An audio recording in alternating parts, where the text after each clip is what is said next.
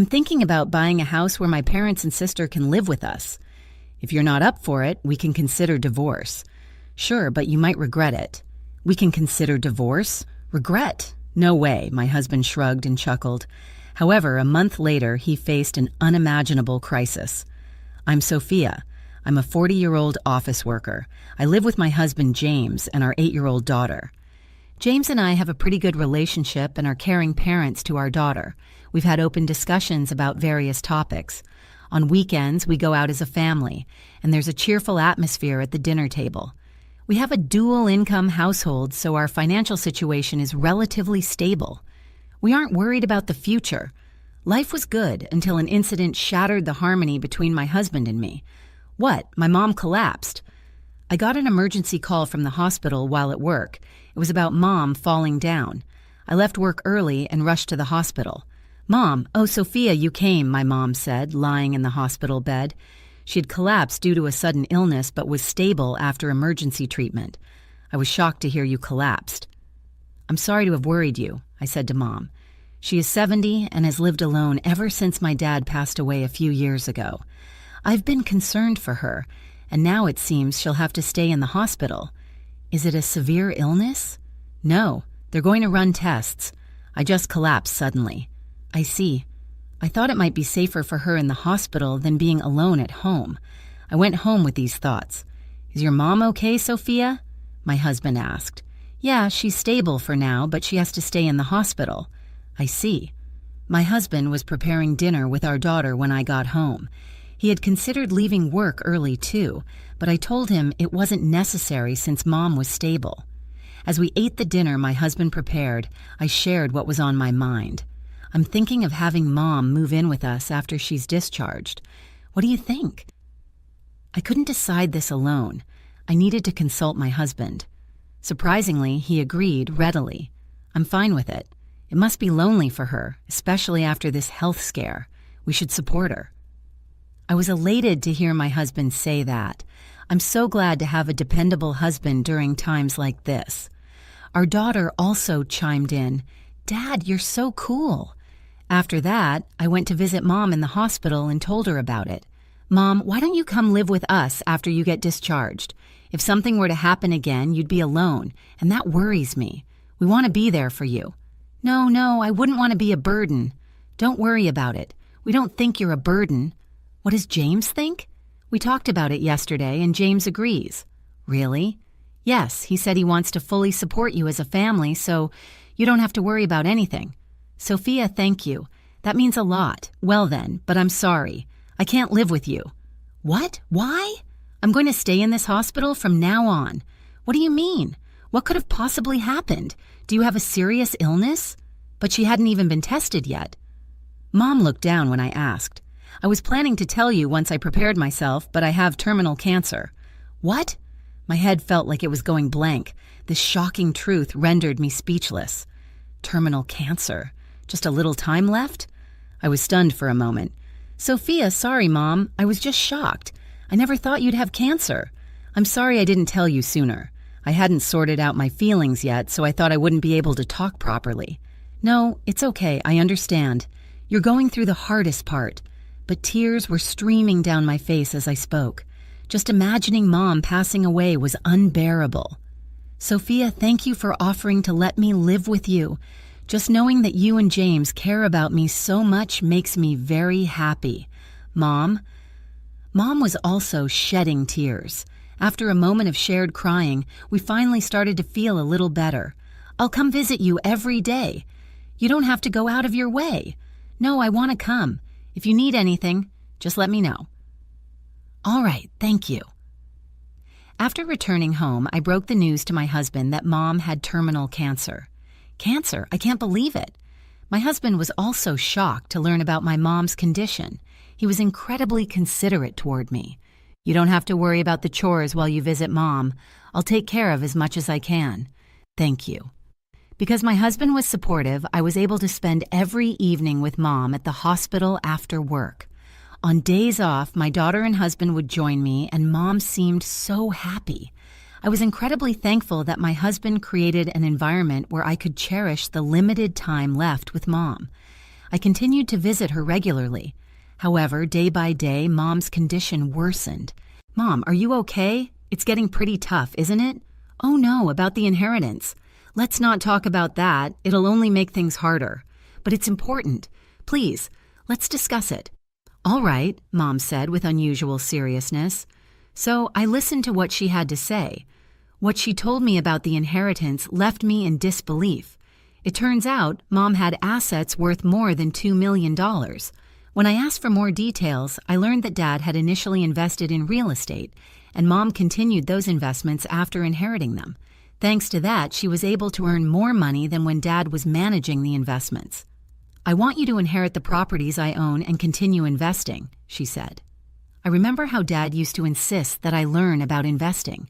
I didn't understand why, but he always said it would be a good idea to acquire this knowledge, so I studied accordingly. I also gained experience by actually investing in stocks. Mom then told me something shocking. "Remember, don't just talk about this wealth. Tell only people you truly trust." I understand. The first person who came to my mind was my husband. He's a trustworthy and dependable partner, and I thought there'd be no harm in sharing this with him. But right now, I didn't want to talk about the inheritance just yet. I wanted to wait until after Mom was gone to bring it up. A month later, Mom passed away. I was able to spend her final moments with her. We had many conversations right up until the end. After Mom's passing, my husband and I prepared and arranged the funeral.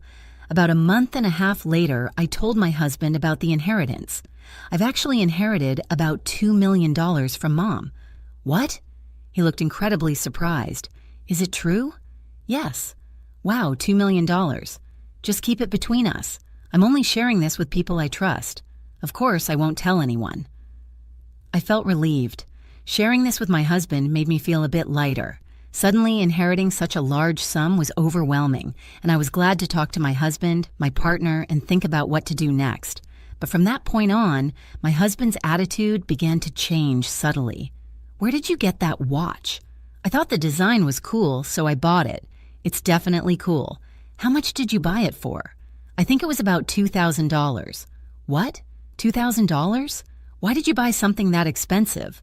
"It's not that expensive. Come on." "No way. Considering our income, that's a lot. We have the $2 million, so what's the issue?" I was stunned by my husband's comment. He was acting as if the money I inherited was his to spend freely. "No, listen. I was planning on saving that money for our daughter's education and our retirement. It's not for buying stuff like that." My husband made a displeased face. "So you're saying I can't even buy what I want? Do you realize how much I've supported you? Who do you think did the chores while you were visiting sick relatives?" "Yes, but—" He became aggressive. From then on, he started buying expensive brand items and talking about quitting his job or moving into a better home, always counting on my money. "Look, you've been acting strange lately. Let's forget about the inheritance for now and go back to living as we were." "No way. It's a waste not to buy something if you want it and can afford it." Honestly, I didn't expect this to happen. My husband had changed, driven by the allure of money. He kept asking me how we should spend the inheritance. He suggested buying a luxury car or moving into a high-rise condo, proposals fit for someone who'd suddenly become rich. "I've told you we're not spending the money like that. Let's stop talking about the inheritance," I said, growing angry. My husband stared at me. "You're kidding, right? I've supported you so much. I should have the right to use at least half of the $1 million however I want. And you're going to spend the full $2 million yourself, aren't you? You're shooting down all my ideas. What are you talking about? I'm saying we should use it responsibly." "No, I don't trust you. You're planning to spend it behind my back." "I won't allow it," he said, his face turning red. Why had he changed so much? We stopped talking after that. Then he took an unbelievable step. "I bought a home to live in with my parents and sister," he announced. "Wait, what did you say?" I said I bought a new home. It's good for all 3 families. It's the best way to use the $2 million. "Did you use my money?" "Yes." "What the heck are you doing?" I couldn't believe it. He had gone ahead and bought a house. "If you don't like it, we can get a divorce. You'll lose the inheritance and lead a lonely, impoverished life," my husband said, smirking. Then a question popped into my mind. Could he really spend that much money without my approval? I doubted it. Whatever happened, it wouldn't turn out bad for me. You'll regret this, I said.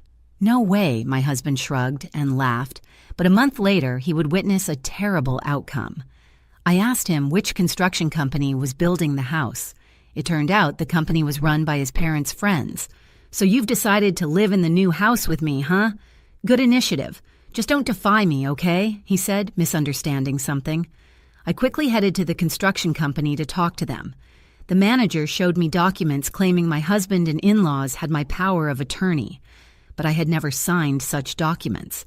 This power of attorney is invalid because I didn't even know about the house purchase. A handwriting test will prove it, I said. The manager went pale. I apologize for taking things forward so carelessly based on what your acquaintance said. We'll cancel it right away, he said. Satisfied, I told him to keep this cancellation a secret from my husband and in-laws. He agreed. I secured a rental contract for a new condominium and served my husband with divorce papers. I can't continue our marriage, I told him. He looked surprised but snickered. Sure, you're okay giving up life in a $2 million home? Yes, I am. That house isn't even bought yet. I'll take custody of our daughter and we won't split any assets. Fine by me. I've got a new house waiting, he said smugly. Glad the construction company kept the secret, my divorce went more smoothly than I had anticipated. I signed the divorce papers, had my husband do the same, and then left the house with my daughter. My daughter had liked my husband as her dad, but she had recently become afraid of him and kept her distance. She seemed relieved when we moved out. Our new home is a clean, secure condo, and the rent isn't even that high. Even though I inherited a large sum of money, I have no intention of changing our standard of living. That's how we've been living our everyday lives, instilling in my daughter a sense of normality. About a month after moving into our new place, I received an angry call from my ex-husband. Hello? Hey, what the heck is going on? Why has the construction on the house been canceled? Oh, you just realized that, huh? When I explained what happened, my ex-husband was furious. You've got to be kidding me. There's no way that's allowed. It's my house. What are you talking about? You just put the house in my name because I have assets. At that point, it became my house. Besides, you forged my power of attorney, so the whole deal is off anyway. You can't be serious. My parents have already moved out of their house and are staying in my current apartment. We all planned to move into the new house, so it wouldn't matter if things felt cramped for a while. That's not my problem. You brought this on yourselves. So please, Sophia, can't we just pretend the divorce never happened? No way. I don't want to see your face ever again. Don't call me, and if I see you, I'll call the police. Oh, and by the way, I could legally come after you for buying the house without my consent. But I won't as long as you and your family stay out of my and my daughter's lives. My ex-husband seemed deeply shocked, but he agreed, probably because he didn't want to get sued. Later, I heard that my former in-laws had gone on a spending spree, buying up designer brands and losing money in stocks without any knowledge of what they were doing, racking up a huge debt. I was shocked to hear this, but it's no longer my concern. I'm spending peaceful and calm days with my daughter. I plan to continue watching her grow and let her do whatever she wishes to do.